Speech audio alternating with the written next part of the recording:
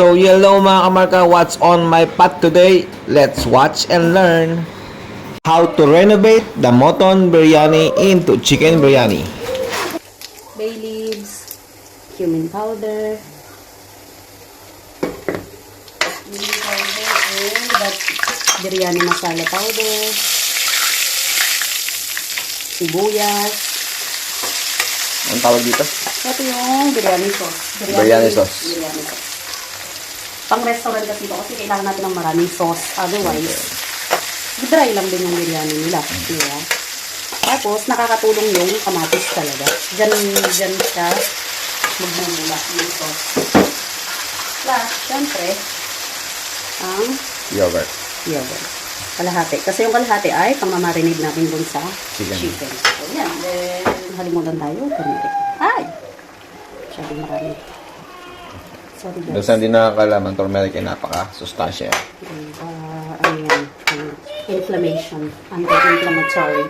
Okay, then we have to wait for like 30 minutes yan bago talagang lutong-lutong. So balikan natin after 30 minutes, guys and girls. Garlic paste. Alright. Nakain yung manok. Kaya gumalang na. Naglagay lang ako ng egg. Okay, guys Para and egg girls, biryani this sa is the kanila. car sauce now. And we have Pwede egg. ka rin maglagay ng egg. Yeah, we can add some egg as well. Okay. Now we're here. The marination of the chicken is Turmeric powder. turmeric powder, Cumin powder. cumin, Biryani masala powder. biryani masala. Chicken biryani. Maahang to guys. Tong brand na to maahang. Di siya maganda para sa mga ayaw ng spicy. Pero meron din Sa bang atin. hindi mahal? Oo, marami din. And- Ito, local to. Hindi siya ganun kaahang. Yung mga 4 kilo na nabibili, ganyan. 1/4, 1/4. Lagyan natin tayo. Para balance. And also, syempre, ang ating ginger garlic. Ito yung magpapasarap dyan. Tatanggal ng mga unwanted smell. And of course, our yogurt. Lagyan mo yan lahat. So ito rin ba yung same din ng sa biryani rice? Yeah, ito, yung sa rice, wala kang kahit anong ilalagay doon. Okay. Yung sauce neto, pag naluto na, yun yung hahalo ko nagpapalasa kay sa rice. Alright. Yes. And walang kahit anong, syempre yung coriander leaves. Naku, ayaw pa naman nila to. Ayaw kasi Sino? ni Madam. Hindi siya masyado Grancy. sa ano. Oo. So, syempre salt. Huwag natin kalimutan ng salt, pampalasa. Lemon juice.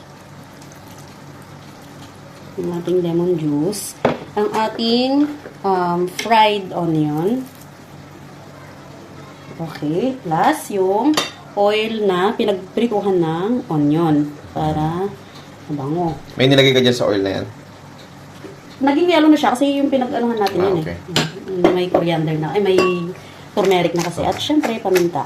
That's it. That's How it. many minutes will soak? And it will at least 30 minutes. Pero the more na matagal, like overnight, mas masarap. Ayun. Ganun. Pero yung ideal na pangbahay at busy, 30 minutes would be fine. So, isang oras kung kaya. The more na matagal, the more na masarap.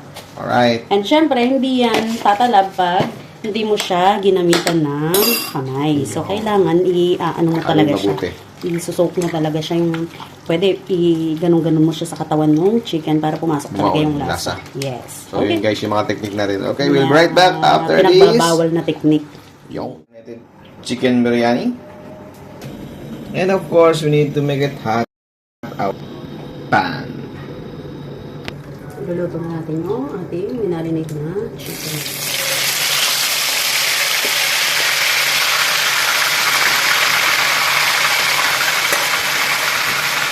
Kailangan pa natin yung malaking ano pa lang, no? Para mahalo yung malilit na.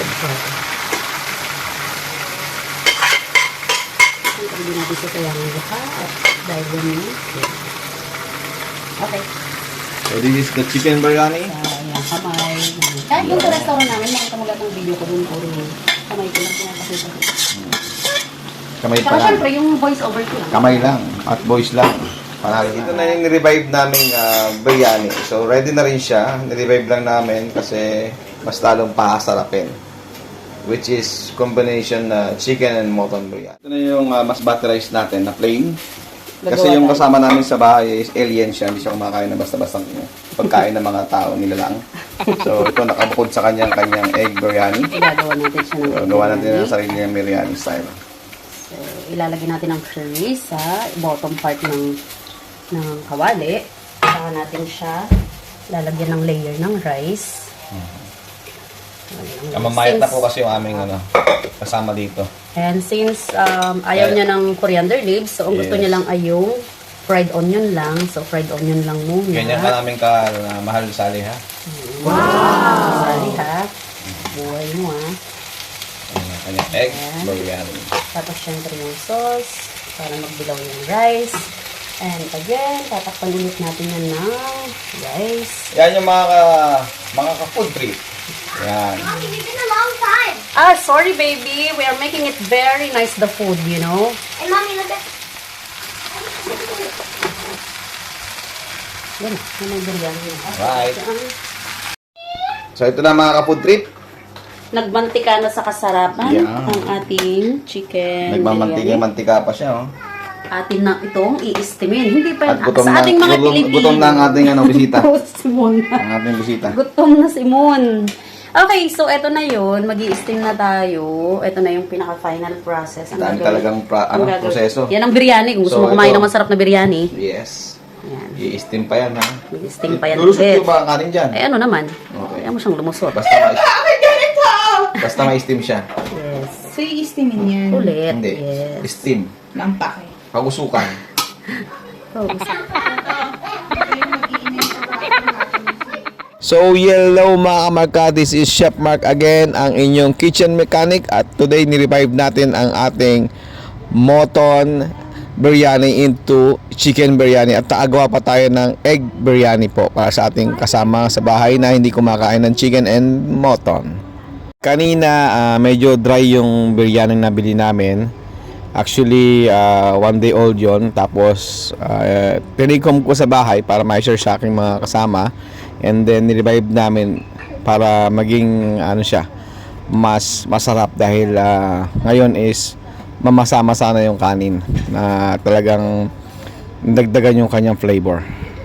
Nag-add kami ng isang whole chicken. Tapos, gumawa kami ng curry sauce, biryani sauce, and then doon din sa chicken may sauce din kami nagawa. So guys, ito na naman ang inyong namimiss nyo na to eh. Alam nyo ko. Yan, mamaya ipopost natin ang kanyang drama series. Ang Sino pagpayat. nga ba? Abangan nyo ang pagpayat ni Madam Petit. Bakit nga ba? Tell me. Nakita niyo ba yan? Bakit naman ipupo? Tapos ilagay na natin yung yung chicken layered by layered, and then tatakpan natin to, and then mga ilang minuto lang. Pero okay na to, ready to fight na. 15 minutes ang steam. Diba? Malalaglag, Kaya mga malalaglag, Indiano, malalaglag ba yung katas niya? Hindi. yung sauce niya? Oo. Hindi, nandiyan na sa kanin. Diba? Pero okay lang din yung yung isain mo muna yung Yung alan. yung biryani rice. Sabagay next time. Ano naman From kasi the- yun eh, from the scratch. mas so. boost kasi yung kaya mandi, o kaya, yun kasi yung magkasama na siya. Sige, pang. Yung kanin tsaka Napataam ko na naman kayo mga kamarka. So hanggang sa muli, life is short, eat good foods. Tadaan! Ito na po mga kamarka. So guys, do you smell what Chef Mark is cooking? Alright. At ito na rin ang ating egg biryani. Ready na rin para kay Madam Petit. Bakit siya scared? AKA Madam Buhala.